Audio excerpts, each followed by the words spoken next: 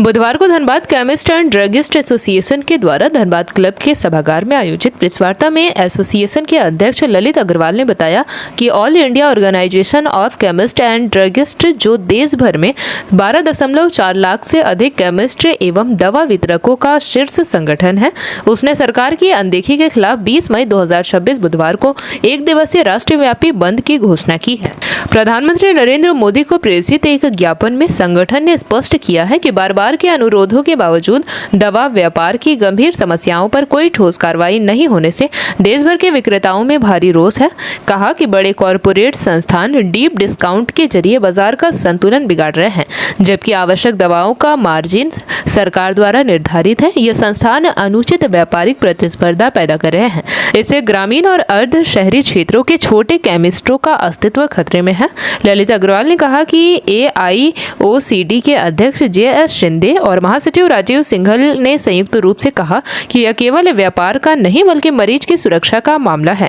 यदि 20 मई तक सरकार इन मांगों पर कोई ठोस निर्णय नहीं लेती तो हम अनिश्चितकालीन आंदोलन के लिए बाध्य होंगे।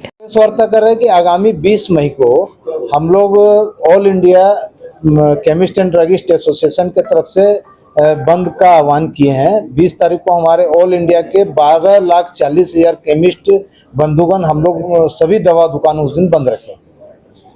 प्रमुख क्या मांगे थी? प्रमुख मांगे हम लोगों की यही है कि ई फार्मेसी ऑनलाइन जो है उनको तत्काल जो है बंद किया जाए, जिससे मरीजों को जो हो रही कठिनाइयों का जो सामना करना पड़ रहा है वो ना हो, और जो कोविड के समय में जो हमारे गवर्नमेंट ने ये गाइडलाइन करके जो जारी की थी उसको आज तक भी कंटिन्यू रख रहे हैं।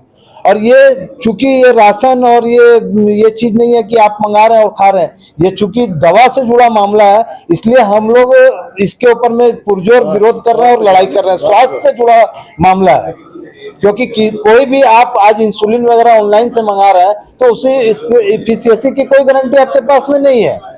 ना ही आज हमारा शेड्यूल H1 का रजिस्टर जो हम लोग के पास देखा जाता है वो ऑनलाइन के पास देखा जाता है।